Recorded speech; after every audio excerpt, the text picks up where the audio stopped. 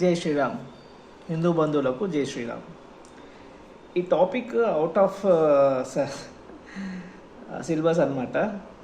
Actually ఏంటంటే చాలామందికి ఇట్లా కూడా చేయొచ్చా అని చెప్పేసి తెలియదు అనమాట.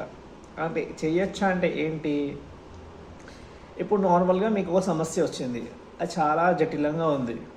అంటే సపోజ్ మీరు ఏదైనా ఒక ల్యాండ్ ఇష్యూలో ఉన్నారు, మీకు ఏం చేయాలో సొల్యూషన్ అర్థం అవ్వట్లేదు. ఇప్పుడు ఆ అగెనెస్ట్ పార్టీ ఎవడైతే ఉన్నాడో వాడికి కొంచెం ఇన్ఫ్లుయెన్స్ ఉందనుకోండి. అంటే ఇన్ఫ్లుయెన్స్ అంటే ఏమై ఉంటుంది, ఆ ఏరియా సెక్టర్ ఇన్స్పెక్టర్ని మేనేజ్ చేసుకునేంత ఇన్ఫ్లుయెన్స్ ఉంటుంది. ఇప్పుడు నార్మల్గా నువ్వు ఏదైనా కంప్లైంట్ చేయాలనుకుంటే నువ్వు ఏం చేస్తావు, నువ్వు నార్మల్గా ఏరియా ఇన్స్పెక్టర్ దగ్గరికి వెళ్తావు. అతను ఏమంటాడు, ఏం లేదు భయ్ బ్యాట్కే బాత్ కరింగే అంటాడు. నీకేమో బ్యాట్కే బాత్ కర్నేకి వెళ్ళి ఇష్టం ఉండదు. అప్పుడు నువ్వేం చేయొచ్చు, మీరేం చేయొచ్చు, మీరు మెయిల్ చేశారు, పలానా సంబంధించిన ఒక ఇష్యూ ఉంది సార్, కొంచెం రెస్పాండ్ అవ్వండి అని చెప్పేసి మీరు ఏసీపీ, డీసీపీ, సిఐ మెయిల్ చేశారు.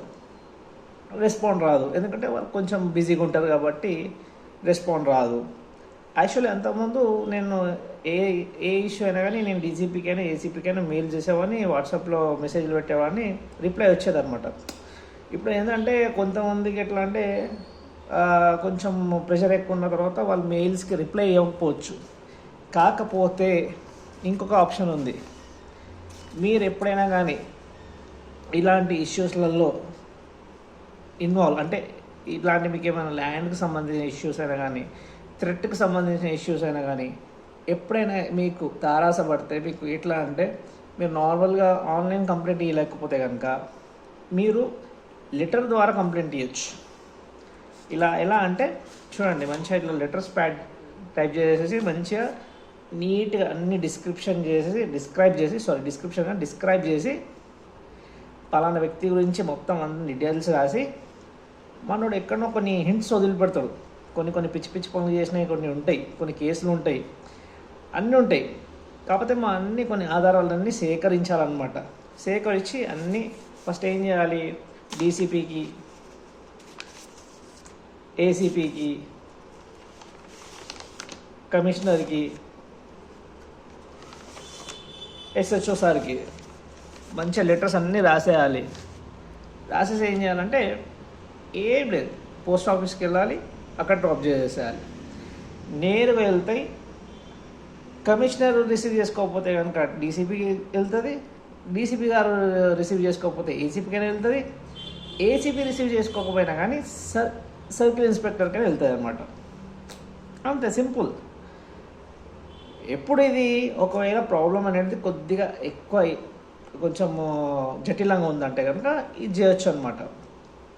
చాలామంది ఏం చేస్తున్నారు, హైయర్ ఆఫీషియల్స్ తోటి, ఐపీఎస్ వాళ్ళతోటి మాట్లాడడానికి భయపడతారు. ఏమవుతుంది, ఓం నమః శివాయ. అసలు నన్ను అడిగితే మాత్రం ఏ ప్రాబ్లం అయినా వచ్చినప్పుడు డీసీపీని, కమిషనర్ని కలవడం చాలా ఈజీ, ఇంకా వర్క్ కూడా చాలా తొందరగా అయిపోతుంది.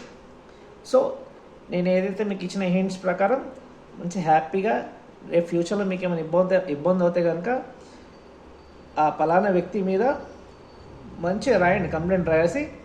అతని కొన్ని ఉంటాయి, ఎక్కడనో కొన్ని వదిలిపెడతాడు, ఫేస్బుక్లోనో వాట్సాప్లోనో, లేదంటే అంతకుముందు తను చేసిన కొన్ని చిన్న స్కామ్స్ అయినా కానీ, లేదంటే ఏరియాలో ఎవరైనా థ్రెట్ ఇచ్చినాయి, లేదంటే ఆ ఏరియాలో ఇల్లీగల్ వర్క్స్ చేసినవి ఏమైనా ఉంటాయి, అవన్నీ సేకరించి ఏం చేయండి, మంచిగా టైప్ చేయించేసి హ్యాపీగా ఒక్కొక్క లెటర్ పోస్ట్ చేసేసి పంపించేయండి. కంపల్సరీ కమిషనర్ నుంచి అయితే కమిషనర్ రిసీవ్ చేసుకుంటే కమిషనర్ దగ్గర నుంచి రిప్లై వస్తుంది, డీసీపీ దగ్గర నుంచి రిప్లై వస్తుంది. అట్లీస్ట్ ఈ ముగ్గురు నుంచి రిప్లై రాకపోతే కనుక ఏసీపీ, ఈ ముగ్గురు నుంచి రిప్లై రాకపోతే కనుక ఎస్హెచ్ఓ సార్ దగ్గర నుంచి అయినా కంపల్సరీ రిప్లై వస్తుంది అనమాట. సో ఎప్పుడైనా కానీ ప్రాబ్లం అనేది ఇలా క్లియర్ చేసుకోండి. అంతేగాని ఊరికి పోలీస్ స్టేషన్ చుట్టూ, కోర్టుల చుట్టూ తిరగకుండా ఇది చాలా ఈజీ అయ్యే ప్రాసెస్ అనమాట. జై శ్రీరామ్.